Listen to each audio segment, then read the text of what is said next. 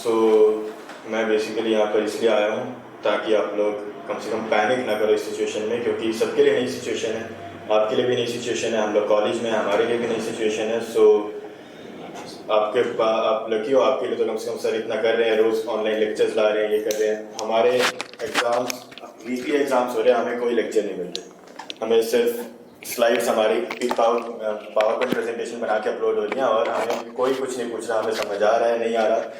तो आप लोग इस टाइम पर लकी समझो कि कम से कम आपके पास ऐसा इंस्टीट्यूट है जो पैंडेमिक के टाइम पर भी जो सब कुछ नया हो, मतलब इस टाइम पर जब सब कुछ नया करना पड़ रहा है, सब कुछ अलग हो रहा है, तब भी आपको अपनी तरफ से बेस्ट करने की कोशिश कर रहा है। और उसके बाद बात आती है कि इस टाइम पर आपकी मेंटल हेल्थ बहुत ज़रूरी है, क्योंकि अगर आप इस टाइम पर पैनिक कर जाओगे कि अब क्या होगा, अब तो बाकी लोग हमसे आगे निकल जाएंगे, हमारा घर पे पढ़ाई नहीं होती है, हमें तो जिनको बहुत सारे ऐसे लोग होते हैं जिनके पेरेंट्स भेज देते थे कि जाओ तुम जेनेसिस पे ही पढ़ोगे, यहाँ नहीं पढ़ोगे, ऐसे भी आप में से काफ़ी लोग होंगे। तो उन लोगों को भी अब, क्योंकि इस टाइम आपको क्या करना है, आपको अपने ऑप्शंस देखने हैं। एक टाइम पर क्या ऑप्शन है, तब आपके पास ये ऑप्शन था कि हम घर पे पढ़ाई नहीं होती तो हम जेनेसिस जाके पढ़ सकते हैं, अब वो ऑप्शन नहीं है, ख़त्म बात है।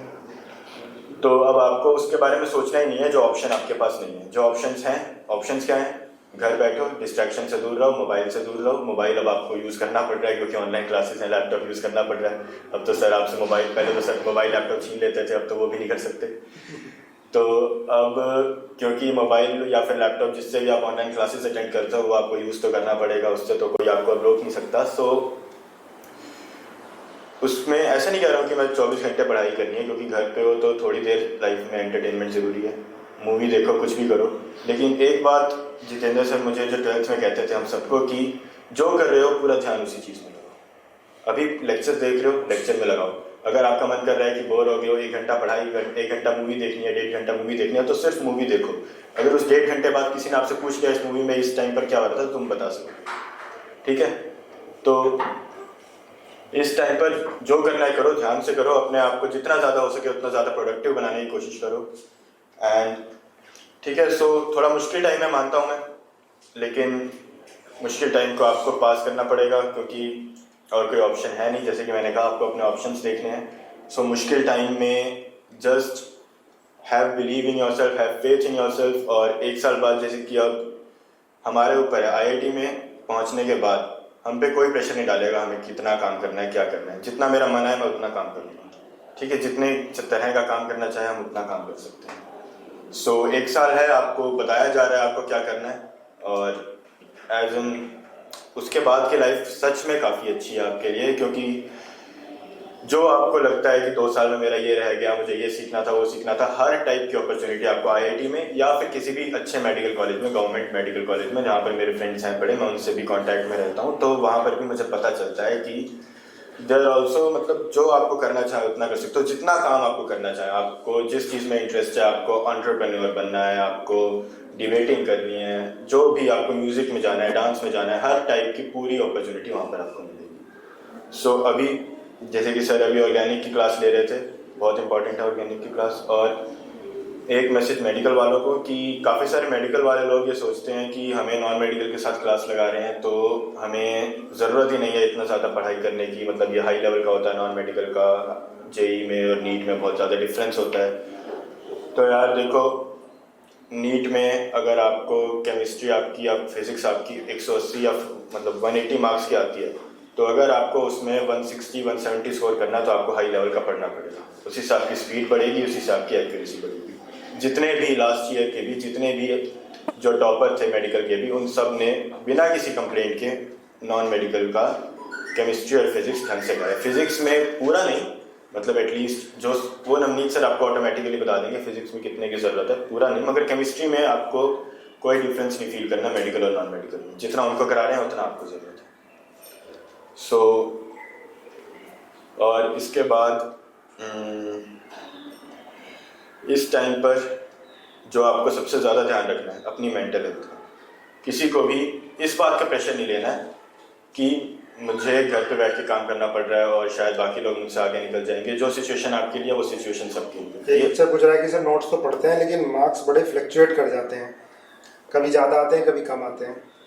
अच्छा, तो वो तो होगा, वो तो लाइफ में भी होता है, लाइफ में बहुत फ्लक्चुएशन आएंगे अभी तो कभी भी कुछ मतलब बढ़ ज़्यादा रहे हैं, लेकिन आप जो यहाँ पर टेस्ट हो रहे हैं उसका सिर्फ और सिर्फ आपके लिए एक मोटिव है कि उसमें जो गलतियाँ हो रही हैं उनको अच्छे से एनालाइज करो। और आपके मार्क्स कोई नहीं देख रहा है यहाँ वाले टेस्ट के, आपका परफॉर्मेंस कोई नहीं देख रहा, सिर्फ और सिर्फ एक काम है आपका कि जो यहाँ पर गलतियाँ हो रही हैं वो दोबारा ना हो, बस खत्म। और कोई मोटिव ही नहीं है यहाँ के टेस्ट का, और कुछ यहाँ के टेस्ट का आपको जज नहीं करना है। यहाँ के टेस्ट में आपको कुछ मतलब डिफाइन नहीं करता ये टेस्ट आपको कि आपकी रैंक यही आएगी अगर आपके टेस्ट में 100 नंबर आ रहे हैं, 200 नंबर आ रहे हैं।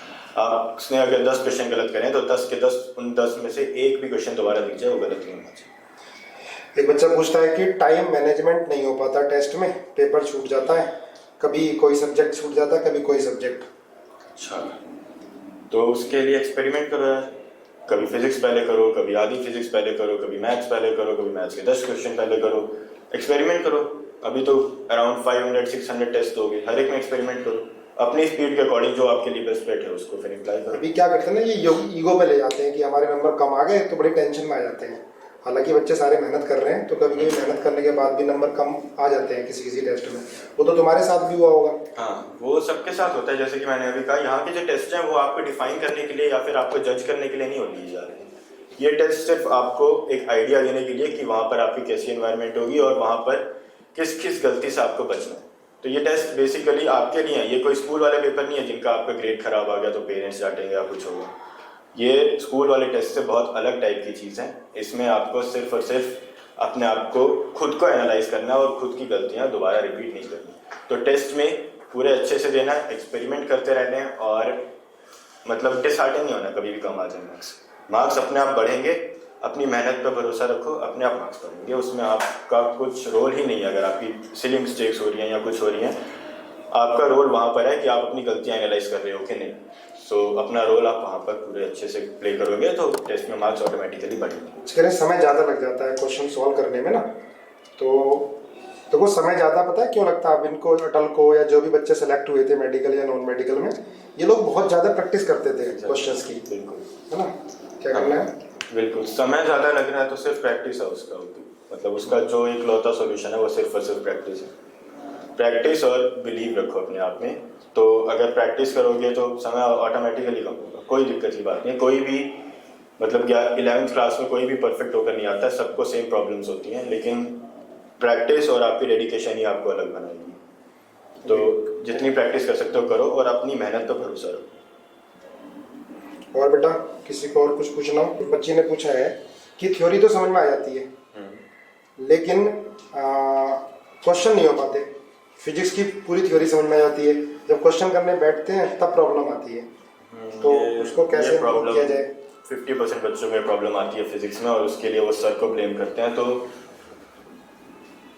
क्या होता है कि एडवांस में तो देखो आपके पास 3 या 4 कॉन्सेप्ट यूज होंगे, तो वो अब आपको 3-4 कॉन्सेप्ट आते हैं, लेकिन चारों को सोचना और चारों को उसी ऑर्डर में अप्लाई करना, तो ये काफ़ी मतलब दोनों अलग अलग बातें होगी ना। आपको चार चीज़ें आती हैं। आपको मान लो आपको पता है कि एक जैसे कि मान लिया आपको पता है कि एक पासवर्ड है, पासवर्ड 4 डिजिट का, तो आपको पता है कि हर एक में पॉसिबल चॉइसेस क्या हैं, 0 से लेकर 9, लेकिन आपको पता होना चाहिए ना कि उसमें पासवर्ड में किस ऑर्डर में क्या लगाना है, तभी आप उस पासवर्ड को क्रैक कर पाओगे। तो ऐसे क्वेश्चन होते हैं। तो आपको बेसिकली सिर्फ कॉन्सेप्ट से या फिर सिर्फ फॉर्मूला याद कर लेने से आप कंपेटिटिव एग्जाम्स में एक्सेल तो नहीं कर सकते। ये तो एक काफ़ी ईजी सा और लॉजिकल सा फैक्ट है। सो आपको क्या करना है, उन फॉर्मूलाज को अच्छे से मतलब सिर्फ फॉर्मूला याद नहीं करना है कि E=mc² या कोई भी कि ये फॉर्मूला लिखा हुआ है तो बस मेरे को ये याद करना है, मेरे को 2 चीज़ की वैल्यू दिखेगी, 3 की निकालनी होगी। नहीं, आपको अप्लाई करना पड़ेगा अपने आप को। आपको उसका जो भी फिजिक्स में है उसको एक प्रॉपर डायग्राम से या फिर एक प्रॉपर जो भी इमेजिनेशन से उसको अप्लाई करो और जितनी चाहे हो सके प्रैक्टिस करो। अच्छा, एक बच्ची बोल रही है कि अगर क्लास 11th की फिजिक्स डाउन है तो क्या क्लास 12th की फिजिक्स अच्छी हो सकती है? मुश्किल है। 11th की साथ के साथ करनी पड़ेगी फिर आपको। हाँ, सो 11th की अगर आपकी फिजिक्स खराब है तो हाँ 12th में, क्योंकि फिजिक्स बहुत ज़्यादा इंटरलिंक्ड है। जैसे केमिस्ट्री में हो सकता है आपकी अगर 11th की खराब है तो आप ऑर्गेनिक केमिस्ट्री मतलब ईजिली पढ़ सकते हो, क्योंकि ऑर्गेनिक केमिस्ट्री का 11th की केमिस्ट्री से बहुत ही कम लेना देना होगा, तो वो आप पढ़ सकते हो। लेकिन फिजिक्स में इलेक्ट्रोडायनामिक्स में भी काफ़ी रोल है पड़ा। एटलीस्ट फॉर्मूलाज तो याद कर ही लो, और फॉर्मूलाज याद करने में बहुत ज़्यादा टाइम भी नहीं लगेगा। अगर अभी आपके पास 11th की प्रैक्टिस का टाइम नहीं है तो कम से कम 11th के फिजिक्स के सारे फॉर्मूलाज याद करो और उसके बाद जाकर के 12th पे जाओ, क्योंकि अगर आपका बेसिक क्लियर नहीं है तो। बेटा वैसे ना ये सारे बच्चे, मुझे याद है जो भी ये सारे बच्चे सेलेक्ट हुए हैं, आईआईटी में गए हैं, मेडिकल में गए हैं, इन्होंने 12th के साथ साथ 11th को रिवाइज करना स्टार्ट कर दिया था। ये है ना, बिल्कुल साथ साथ 11th कर रहे थे और ये ग्रुप बना लेते थे कि आज हमें ये चैप्टर करके आना था, उसके डाउट लेते थे। तो आप घर पे बैठे हो तो घर पे फ़ोन पर तो आप डिस्कस करते ही हो, तो फ़ोन पर आपने एक दिन पहले बता दिया कि भाई हम ये वाला चैप्टर करेंगे और सारे ग्रुप में बता दिया, तो प्रेशर भी रहता है कि हाँ भाई वो करके ले आया, मैं करके नहीं लाया। तो इस तरह से आपका 11 धीरे धीरे रिवाइज होता जाएगा। अच्छा, एक बच्चा पूछ रहा है कि फिजिक्स में डेरिवेशन से क्वेश्चन आते हैं, डेरिवेशन करनी है? डेरिवेशन जरूर करनी है, क्वेश्चन नहीं आते लेकिन करनी ज़रूर है, क्योंकि हाँ, क्योंकि बोर्ड्स के लिए भी और एडवांस में तो कई बार क्या होता है आपको पैराग्राफ क्वेश्चन दे देगा और जो आपकी डेरिवेशन होती है उसी में एक दो स्टेप बदल देगा। तो अगर आपको डेरिवेशन नहीं आती तो आपके सारे क्वेश्चन चले जाएंगे उसके। तो फिजिक्स में डेरिवेशन बहुत जरूरी है भाई, और मतलब ऐसा नहीं रटनी है, समझ के करनी है। रट के डेरिवेशन करने का कोई फायदा नहीं है कि इसके बाद ये करना है, इसके बाद ये करना है, ये क्यों करना है वो समझना है आपको। अच्छा अटल, तुम्हारा क्लास 11th में भी केवीपीआई क्वालिफाई हुआ था? Yes sir. क्लास 12th में भी केवीपीआई क्वालिफाई हुआ, यस सर। ओलंपियाड क्वालिफाई हुआ, ठीक है, ये सारे एग्जाम क्वालिफाई हुए। तो मतलब ये एग्जाम क्वालिफाई हो रहे थे, इससे मोटिवेशन मिल रहा था? बहुत ज़्यादा सर, मतलब इससे एक पता लगता है, अपना थोड़ा सा वर्थ पता चलता है कि अगर ऑब्वियसली ऐसा हमने हर साल हम देखते हैं कि जो केवीपीआई क्वालिफाई करते हैं वो इजीली मेडिकल और आईआईटी भी निकालते हैं। तो इन तरह के एग्ज़ाम्स में बहुत ज़्यादा स्पेशल प्रिपरेशन मैंने कभी नहीं किया। जो अपना कॉन्सेप्ट से उनको और ज़्यादा अच्छे से मतलब स्ट्रॉन्ग करते जाओगे तो फिर केवी जो मतलब थोड़े जेई मेंस और एडवांस और नीट से थोड़े से ऊपर के एग्जाम होते हैं केवीपीआई और ओलंपियाड, इनको भी आप क्रैक कर सकते हो। बस अपने कॉन्सेप्ट को थोड़ा और स्ट्रॉन्ग करो। कुछ भी नया नहीं आता इसमें, आई रिपीट, कुछ भी नया नहीं आता, तो कुछ भी अलग से नहीं पढ़ना। पुराने साल के क्वेश्चन करो, उससे आईआईटी में भी फायदा होगा अगर नहीं भी हुआ केवीपीआई तो। ये मतलब अलग से कोई तैयारी नहीं होती है एग्जाम के लिए? हाँ। सेम जो तैयारी कराई जा रही है वही है? हाँ। अच्छा, एनसीईआरटी एग्जाम्पलर, इनका कुछ रोल है? एग्जाम्पलर एनसीईआरटी केमिस्ट्री में तो भगवान है, सब कुछ आएगा उसमें, सब कुछ, जैसे जितेंद्र सर कहते हैं सब कुछ। मतलब एनसीईआरटी से थोड़ा घुमा कर आ जाएगा और थोड़ा बहुत ट्विस्टेड आ जाएगा। मतलब ऐसा नहीं है कि एनसीईआरटी डायरेक्ट क्वेश्चन आएंगे, लेकिन आएगा वहीं से। इनऑर्गेनिक केमिस्ट्री में जो लोग डरते हैं कि ये हो जाएगा, एक्सेप्शन आ जाएगी, हमें तो याद ही नहीं हो रहा। एनसीईआरटी में भाई एक चैप्टर के 10 पेज होते हैं, और वैसे एट मैक्स 5 या 6 चैप्टर हैं, तो 50 पेज तो यार पढ़ सकते हो। हाँ, इनऑर्गेनिक में बेटा कोई भी क्वेश्चन एनसीईआरटी से बाहर आज तक आया नहीं है, नहीं आएगा, नहीं आएगा, सबसे इजी पड़ती है, ठीक है। लेकिन ऑर्गेनिक में मैकेनिज्म से आता है। हाँ, ऑर्गेनिक में थोड़ा एक्सटेंडेड आता है, क्योंकि ऑर्गेनिक में मतलब जितनी मैकेनिज्म कराई जा रही है उससे बाहर कुछ नहीं आएगा। हाँ, ये भी बात है, जितना सर करा रहे हैं उससे बाहर का कुछ नहीं आएगा। और अगर आपको बाहर का कुछ दिखता भी है तो डायरेक्ट पूछो सर से। अच्छा, जैसे ये डिप्रेस हो जाते हैं, तुम भी होते थे, है ना, नंबर कम आए डिप्रेस हो गए, कई बार मैंने देखा है तुमको होते हुए, तो उसको फिर कैसे अपने आप को मोटिवेट रखने की कोशिश करते थे? जैसे कुछ बच्चे तो क्या होते हैं, जैसे नंबर कम आया फिर 1-2 दिन पूरा पढ़ना बंद, हमसे नहीं होगा। लेकिन कुछ बच्चे क्या होते हैं कि 1 ही घंटे में अपने आप को रिवाइव कर लेते हैं, तो तुम कैसे रिवाइव करते थे? हाँ, तो यार देखो, नंबर आने के बाद आपके ब्रेन में 2 चीज़ें आ सकती हैं, एक कि हमसे नहीं होगा और दूसरा कि हम करके रहेंगे। मतलब एक आएगा कि आपका मतलब जो कि है ब्रेकिंग वाली फील आएगी कि भाई अब तो नहीं हो सकता अगर बहुत कम आ गए नंबर, और एक फील आएगी कि मतलब 2 टाइप की फीलिंग्स आपके अंदर आ सकते हैं। एक कि हम बस अब खत्म हो चुकी है, अब प्रिपरेशन में कोई फ़ायदा नहीं है, कुछ नहीं हो पाएगा, और दूसरी कि अब तो चैलेंज आ गया, बस अब तो मेरे नंबर कम मार्क्स कैसे गए। अपनी ईगो पे, अगर आपको ईगो पे लेना है तो इस वे में लो कि नंबर कम आ कैसे गए, हमें इम्प्रूव करना है। और इम्प्रूव कैसे होगा, जैसा कि मैंने अभी बताया, अपनी मिस्टेक्स एनालाइज करो, और टाइम कम रह गया तो क्यों रह गया, गलतियाँ हुई तो क्यों हुई, कंसेप्ट नहीं आता था, सिली मिस्टेक्स हुई, टाइम कम रह गया, जो भी है वो सिर्फ आप जज कर सकते हो। आपको कोई बात, not even your parents, not even your teachers, कोई नहीं बता सकता कि आपके मार्क्स कम क्यों आए। एग्जैक्ट रीज़न सिर्फ आपको पता होगा। बाकी आपको बता सकते हैं कि ऐसा हो सकता है, ऐसा हो सकता है, लेकिन एग्जैक्ट रीज़न सिर्फ आपको पता होगा और उस पर सिर्फ आप काम कर सकते हो। एक बच्चा पूछ रहा है कि नंबर कम आ रहे हैं, हम तो मेहनत कर रहे हैं, पर पेरेंट्स को कैसे समझाएं? पेरेंट्स को कैसे समझाएं? पेरेंट्स को फिर यार टीचर से बात करवाओ। क्योंकि फिर पेरेंट्स को, क्योंकि होता है पेरेंट्स आपकी, बहुत सारे ऐसे पेरेंट्स होते हैं जो आपकी बात नहीं, बच्चों की बात नहीं सुनते होते हैं। सो उनकी फिर टीचर से बात कराओ और उनको आप उनको ये समझा सकते हो कि मैंने ये सब किया था, इतने सिलेबस में से क्वेश्चन आ रहा था, मैंने इसके ये क्वेश्चन करे थे, ढंग से करे थे, लेकिन पेपर में गलतियाँ हो गई। उनको डिटेल में समझाओ पूरा। ऐसा नहीं है उनको बस ये कह दो कि भाई मार्क्स कम आ गए, खत्म। अगर वो आपकी बात नहीं समझ रहे हैं, उनको डिटेल में समझाओ और वो समझेंगे। मतलब हो सकता है एक बार ना समझे, 2 बार ना समझे, लेकिन धीरे धीरे समझेंगे, प्रॉब्लम नहीं है उसमें। जब मैथ्स की प्रैक्टिस कैसे करें?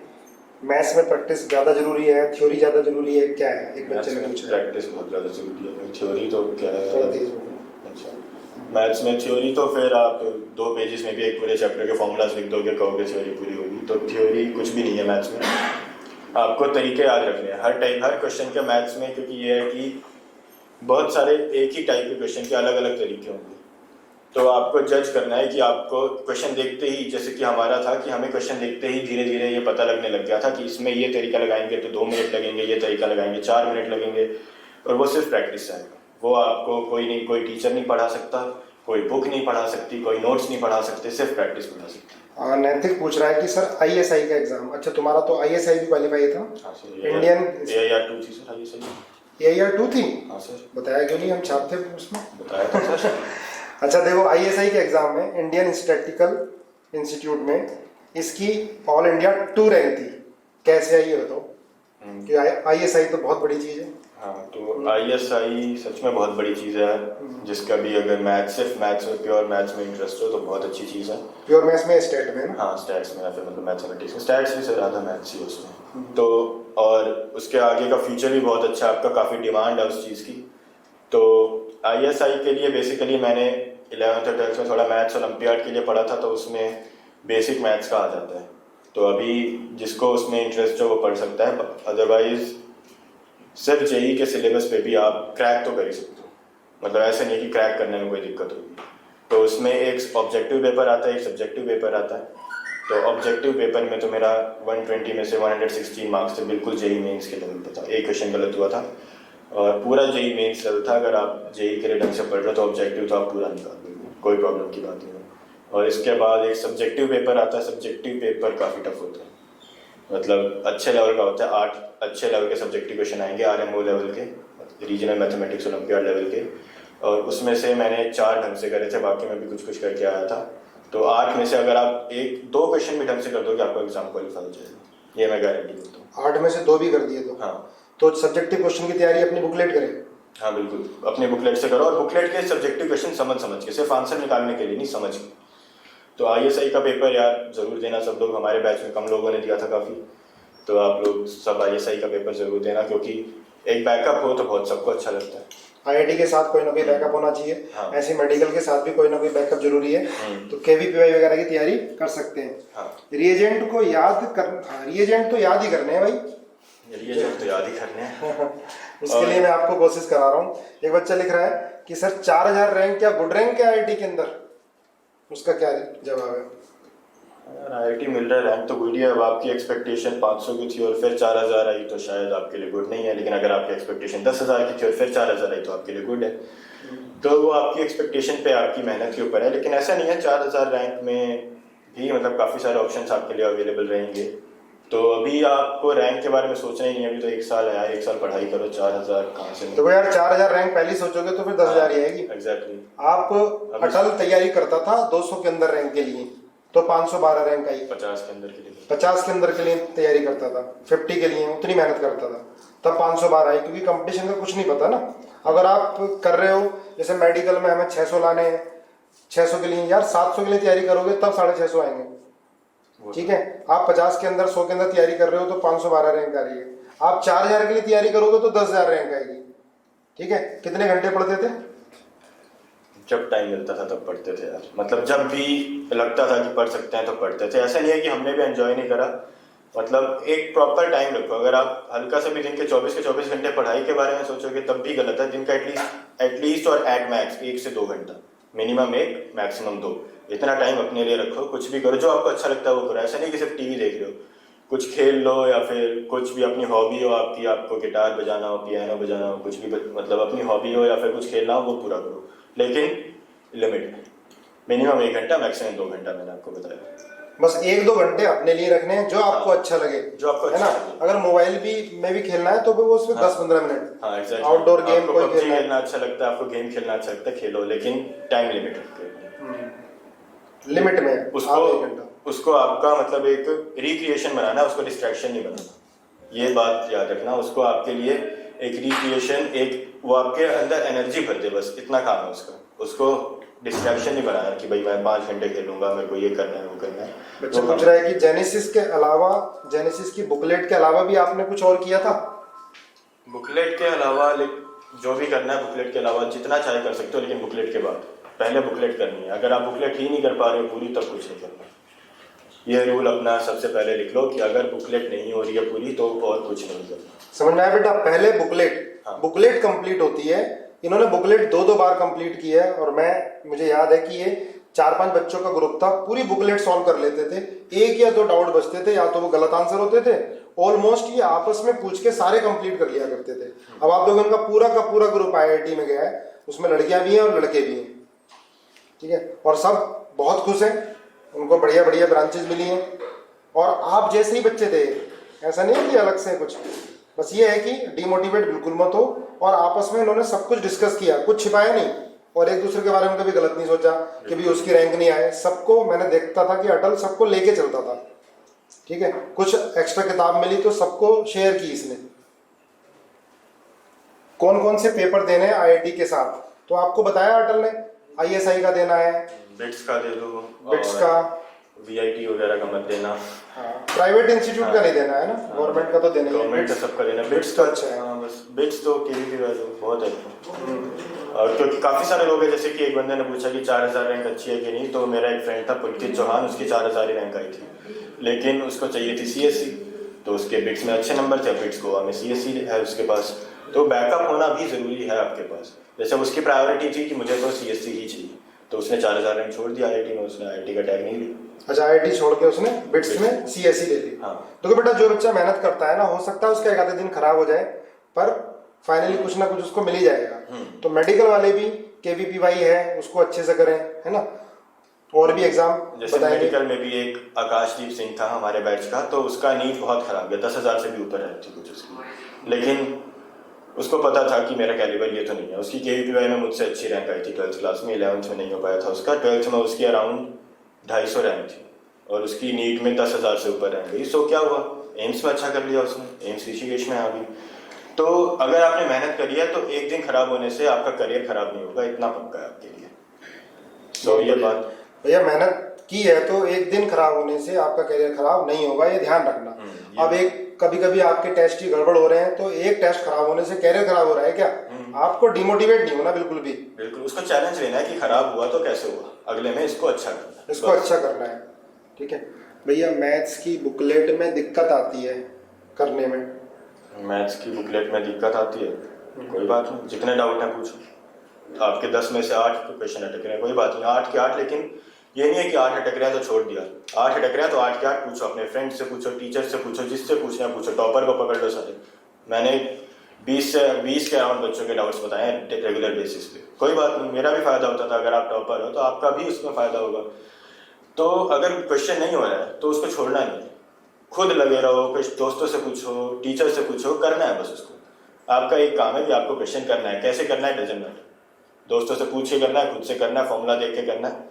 अभी के लिए आपको क्वेश्चन कैसे करना है ये मैटर ही नहीं करता, आपको सिर्फ वो करना है और पूरी बुकलेट खत्म करनी है, एक क्वेश्चन खत्म करना है। एक बच्चे ने पूछा कि 11th की रिवीजन कैसे करें 12th के साथ साथ, क्योंकि 12th भी तीनों सब्जेक्ट चल रहे हैं, लेकिन 11th का भी रिवीजन करना है। और मुझे पता है कि आपके पूरे ग्रुप ने 11th की रिवीजन साथ साथ से की, साथ साथ की थी, तभी आप सारे IIT में गए। और तुम्हारे साथ मेडिकल वाले भी थे, वो ज्यादातर एम्स में चले गए, लेकिन वही गए जो 12th के साथ 11th रिवाइज कर रहे थे।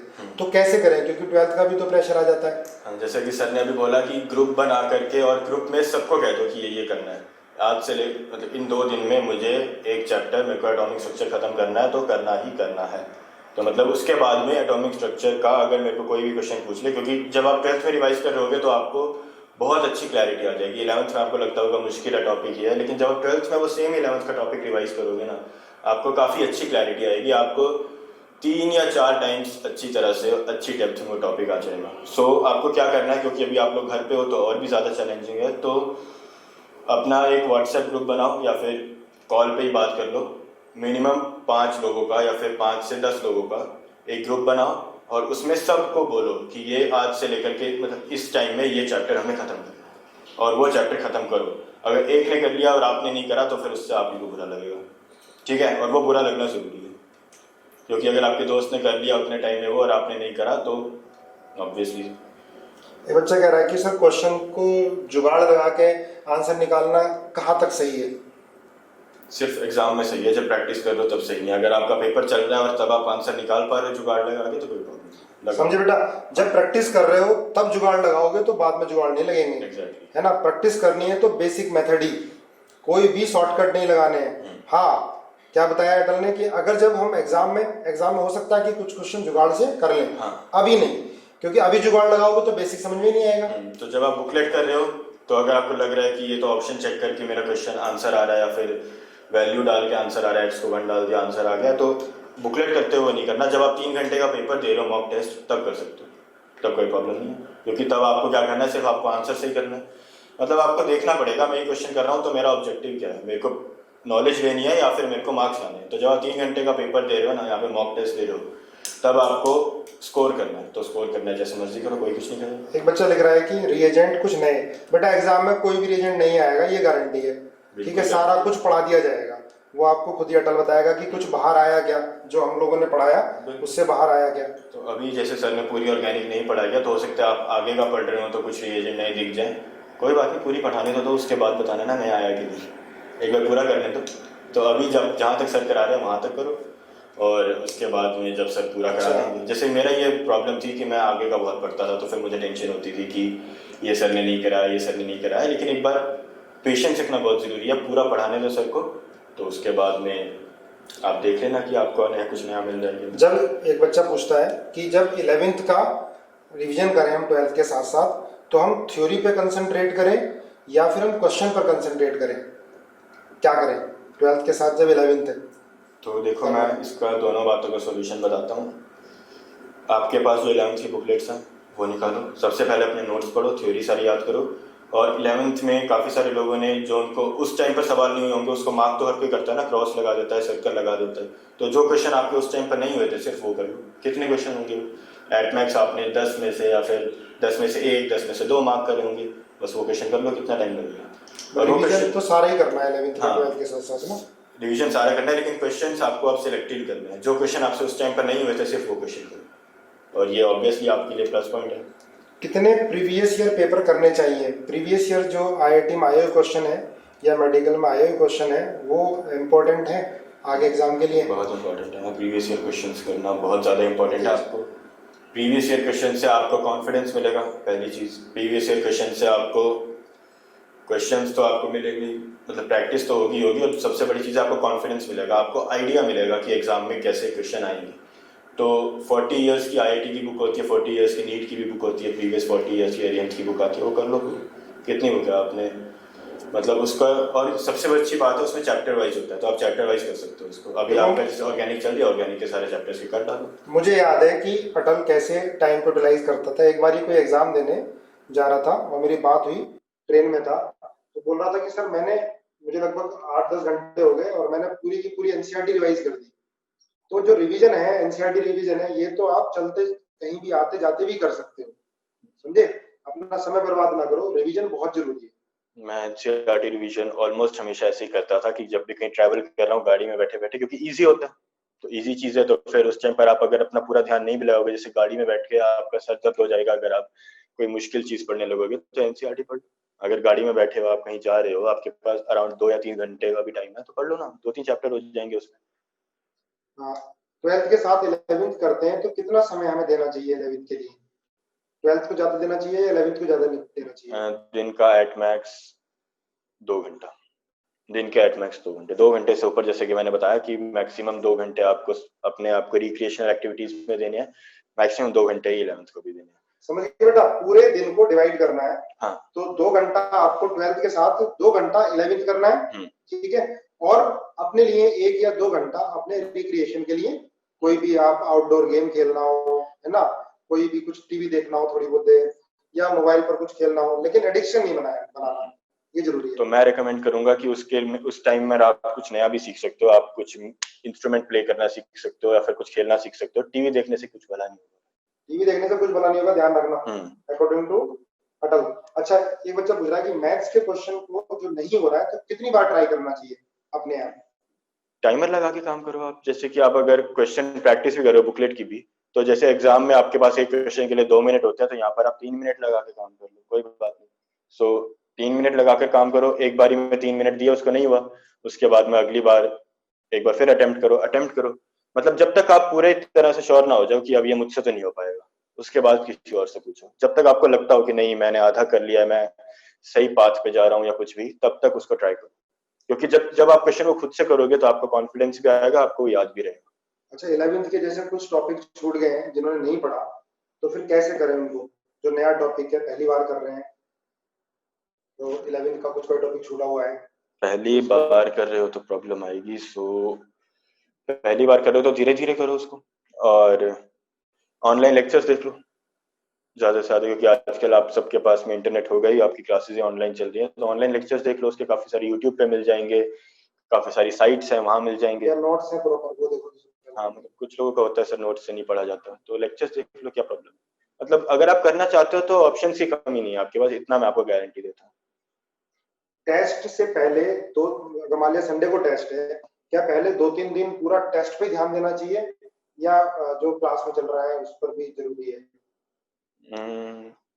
क्लास में चल रहा है जो, उसके बाद ही टेस्ट को देखोगे यार, क्योंकि अगर आपका जो अभी क्लास में चल रहा है, अगर आपने उसी को ही रिवाइज नहीं करा, उसी के नोट्स नहीं पढ़े, तो वही आपको दोबारा डबल टाइम में करना पड़ेगा। मान लो कि सर ने आज एक टॉपिक पढ़ा है, आपने उसको आज रिवाइज ना करके अगले हफ्ते रिवाइज करा, तो आपको डबल टाइम लगेगा उसको याद करने में।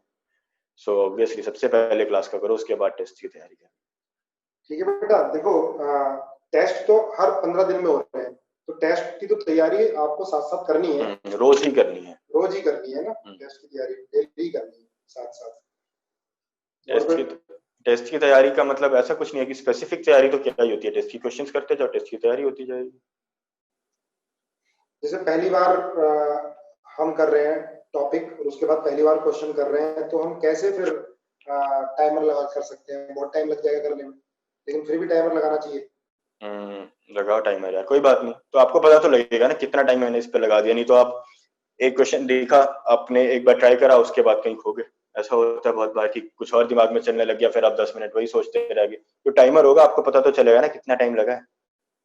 तो कोई बात नहीं, टाइमर अपना ही तो है, जब मन करे बंद कर दो। लेकिन टाइमर लगाना बहुत जरूरी है बेटा। हाँ, कुछ बच्चे टाइमर क्या होते लगाना हैं बहुत जरूरी है। कि 10-15 क्वेश्चन ही पूरे दिन में करते हैं, हाँ, और कुछ होते हैं कि कई 100-200 क्वेश्चन कर डालते हैं। और 10-15 क्वेश्चन करने के बाद उनको लगता है कि हमारा पूरा दिन गया कहाँ। तो आप टाइमर लगाओगे, आपको पता चलेगा आपका दिन कहाँ गया, आपने कितना टाइम कहाँ वेस्ट किया। तो जैसे ना 3 सब्जेक्ट होते हैं, कोई बच्चे पूछ रहा है, 3 सब्जेक्ट होते हैं, तो कोई 2 हमारे फेवरेट होते हैं, एक हमें अच्छा नहीं लगता, तो क्या करें? क्या उन 2 पढ़ के सिलेक्शन हो जाएगा, एक को हम नेग्लेक्ट कर दें? एक पूरा सब्जेक्ट तो खराब नहीं लगना चाहिए यार, ये तो प्रॉब्लम है। मतलब उस सब्जेक्ट के स्पेसिफिक चैप्टर्स या स्पेसिफिक टॉपिक बेकार लग सकते हैं, ऐसा तो कोई भी नहीं होगा जिसको पूरी केमिस्ट्री बेकार लगे, पूरी फिजिक्स बेकार लगे, ऐसा तो कोई नहीं होना चाहिए। जैसे कि आपको मान लो कि मैथ्स के 2 चैप्टर खराब लग रहे हैं, ठीक है, एक बारी अभी के लिए तो उसको छोड़ सकते हो, कोई प्रॉब्लम नहीं है। अगर लास्ट में भी आपको वो खराब लग रहे हो तब परमानेंट छोड़ देना। तो अभी के लिए अगर आपका सिर्फ ऐसा है कि मुझे सिर्फ ये 2-3 चैप्टर्स में प्रॉब्लम है, छोड़ सकते हो। क्योंकि आईआईटी में और नीट में डिवाइडेड, मतलब हर चैप्टर से प्रॉपरली डिवाइड होकर क्वेश्चन आएंगे, एक चैप्टर से 2 या 3 क्वेश्चन से ज्यादा तो नहीं आने वाले। तो ऐसा नहीं है कि आपका एक चैप्टर खराब हो गया तो उसी चैप्टर से 50 नंबर का पेपर आ जाएगा और आप फेल हो जाओगे, ऐसा नहीं होगा। फिजिकल केमिस्ट्री कैसे करनी है? नोट्स काफी है या नोट्स के साथ और कुछ भी करना है?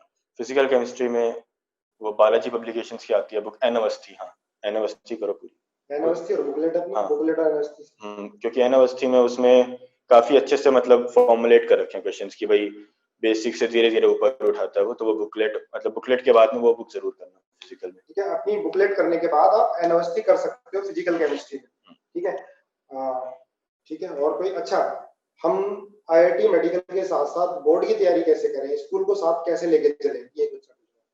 देखो, मैंने पर्सनली एक दिन भी बोर्ड की तैयारी को सीरियसली नहीं देखा। मैंने पेपर से पहले भी ढंग से नहीं पढ़ा, और तब भी 92% आए।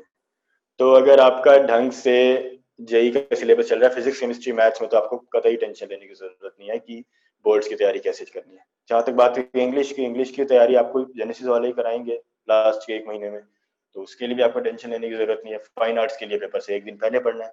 फाइन आर्ट्स ही लिया होगा सबने, बस फिर से 1 दिन पहले पढ़, मतलब पेपर से जितनी भी छुट्टियां होंगी 2 या 3 दिन की, उतने में पढ़ोगे तो इजीली हो जाएगा। और ये सिर्फ मैं अपनी बात नहीं कर रहा हूँ, आपको लग रहा होगा कि टॉपर ऐसा करके पास हो जाते हैं, सबके लिए, सबने ही ऐसे किया था। और सबके जितने भी मेरे आसपास के लोग हैं, सबके 90% से ऊपर मार्क्स आए हैं, कोई प्रॉब्लम की बात नहीं। समझे बेटा, इनके जितने भी ग्रुप में थे सबके 90% के पास है, उससे ज्यादा है। इन्होंने ध्यान दिया जो कोचिंग में कराया जा रहा है, जो तीनों फिजिक्स केमिस्ट्री मैथ्स या फिजिक्स केमिस्ट्री बायो वाले टीचर करा रहे हैं, साथ साथ इन्होंने किया। एक क्लास इन्होंने कभी नहीं छोड़ी, सारे बच्चे आते थे, डिस्कशन करते थे, लेकिन इनका discussion related to subject, related to अपने एग्जाम के बारे में होता था। हाँ, मस्ती भी करते थे। टेस्ट के लिए 1 दिन पहले प्रीवियस ईयर करना काफी होता है।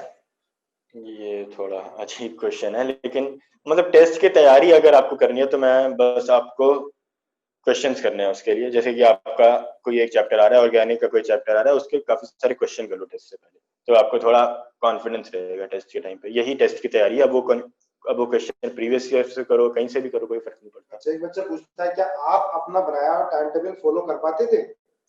100% तो कोई नहीं कर सकता यार, तो जितना ज्यादा कर सकते हो उतना अच्छा। 80% करो, 70% करो, जितना ज्यादा कर सकते हो उतना अच्छी बात है। मतलब अगर आप, मैंने सोचा है कि मेरे को 10 बजे से लेकर 12 बजे के बीच में ये काम करना है, कोई बात नहीं। अगर मैं 12:30 तक भी वो काम कर लूँ तब भी कोई प्रॉब्लम नहीं है, लेकिन एटलीस्ट देखना है उसको, पूरी तरह से छोड़ नहीं देना उस टाइम टेबल को, क्योंकि मशीन तो नहीं है ना हम लोग जो पूरा का पूरा एग्जैक्टली उसी टाइम में काम करेंगे। तो टाइम टेबल बना के पढ़ना जरूरी है ना? टाइम टेबल बना के पढ़ना बहुत जरूरी है। मैं क्या करता था, मैं सुबह उठ करके सबसे पहले ये चीज लिखता था कि मुझे आज के दिन में क्या क्या काम करना है। भाई मुझे ये 50 क्वेश्चंस करने हैं, बुकलेट के एडवांस के 50 करने हैं, मेंस के 50 करने हैं, जो भी करना है, जो सी भी बुक के क्वेश्चन करने हैं, यहाँ से यहाँ तक करने हैं। टारगेट अपना सबसे पहले सेट करो और फिर देखो उस टारगेट से कितना पीछे छूटे, या फिर वो टारगेट आपका कंप्लीट हो गया तो उसके बाद कितना टाइम बचा। तो ये सबसे जरूरी है, अपना एक रोज का, डेली का एक टारगेट सेट करो। एक बच्चा पूछता है, रात को पढ़ने में एफिशिएंसी बढ़ती है सुबह उठ के पढ़े? मैं तो रात को कभी, मतलब तब तो बिल्कुल नहीं पढ़ता था, अब सिर्फ रात को पढ़ता हूँ, तब कभी रात को नहीं पढ़ता था। तो ये सिर्फ आपकी बायोलॉजिकल क्लॉक्स के ऊपर है। तो लेकिन एक बात है टाइमिंग के बारे में कि जो आप टेस्ट दे रहे हो, जो आप मॉक टेस्ट दे रहे हो, वो असली जेई एडवांस और जेई मेंस की टाइमिंग के हिसाब से देना, क्योंकि ये काफी साइंटिफिकली प्रूवन फैक्ट है कि अगर आपका मान लो 9 से 12 आपका पेपर होना है फाइनली, तो अगर 9 से 12 ही आप वहां पर पेपर दे रहे हो, तो आपको जो आपकी बायोलॉजिकल क्लॉक्स है वो वैसे सेट हो जाएंगी। आपका 9 से 12 दिमाग ज्यादा अच्छे से चलेगा, आप ज्यादा फ्रेश रहोगे। वो तो ठीक है, इंस्टीट्यूट में उसी समय टेस्ट होंगे बाद में सारे। हाँ और मतलब वो हम वैसे ही रखते हैं जैसे अभी जो बच्चे एग्जाम देने वाले हैं आईआईटी के, तो उनके उसी टाइम पर हो रहा है, खूब सारे टेस्ट हो रहे हैं। एक बच्चा पूछता है, भैया दिन में एक सब्जेक्ट को समय दें या तीनों सब्जेक्ट पढ़ें, कैसे करें? बिल्कुल तीनों का समय देना है भाई। ऐसा कभी भी नहीं करना कि एक दिन में एक सब्जेक्ट छोड़ दिया, ऐसा कभी भी नहीं करना। मैं रिपीट कर रहा हूँ, दिन में जितना टाइम देना है तीनों में इक्वली डिवाइड करो। ये बहुत जरूरी है, इस बात को नोट करके लिख लो, तीनों को सेम टाइम देना है। तो तीनों को सेम टाइम देना है। अगर और हम रोज 9 घंटे पढ़ रहे हैं तो 3-3 घंटे तीनों को देने हैं। बिल्कुल, समझे भाई?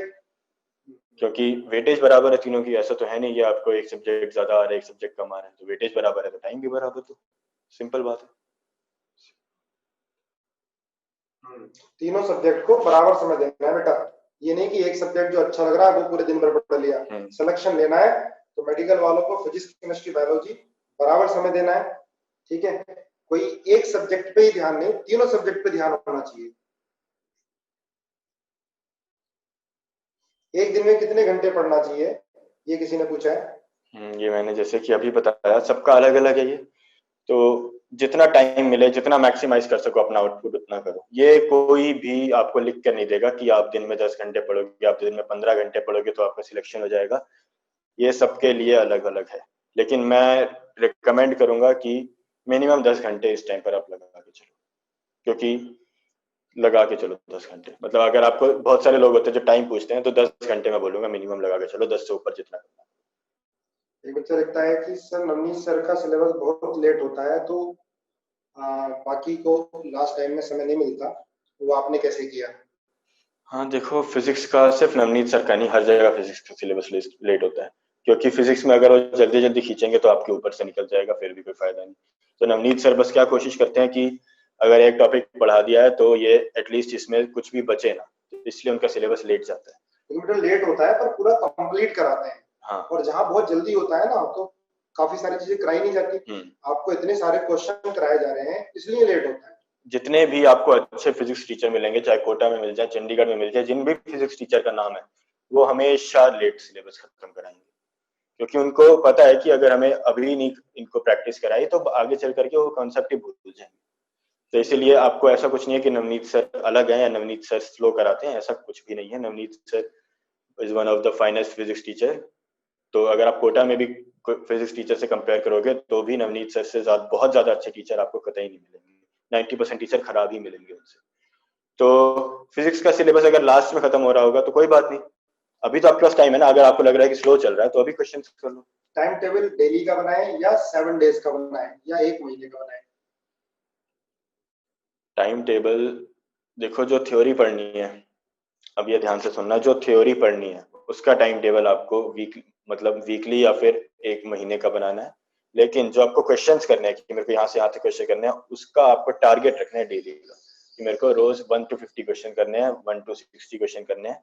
ये एक टारगेट डेली का रखना है। और जो टॉपिक पढ़ना है, मान लो कि मेरे को ऑर्गेनिक इन 2 हफ्तों में कंप्लीट करनी है, तो वो आपको इस तरह का टारगेट रखना है। मतलब ये कोई रूल नहीं है, आपको अपने हिसाब से चलना है। तो जैसे कि मैंने बताया कि अगर आपको एक पूरा टॉपिक है जो आपको थ्योरी पढ़नी है, जो शुरू से करना है, उसके लिए एक टारगेट रखो कि इतने से इतने दिन का। और जो आपको क्वेश्चन करने हैं उसके लिए एक सुबह सुबह टारगेट बनाओ कि इतने 50 क्वेश्चन, 100 क्वेश्चन इस टॉपिक के आज करनी है, बस। ठीक है, चलो बेटा, अब आपको कोई मैसेज देगी? हाँ, सो एंड में यही कहना चाहूंगा यार कि थोड़ा मुश्किल टाइम है आपके लिए, थोड़ा ज्यादा मुश्किल है हमसे भी, क्योंकि आपको घर पे रह के करना पड़ रहा है। लेकिन कंपैरेटिव एग्जाम्स में सबसे अच्छी बात यह है कि जो मुश्किल आपके लिए वो सबके लिए। सबसे अच्छी बात यही है आपके लिए कि जो आपको मुश्किल लग रहा है वो सबको मुश्किल लग रहा है।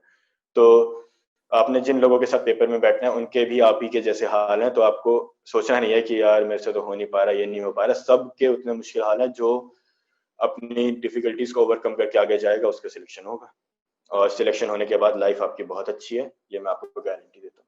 सो ओके गाइस, बाय।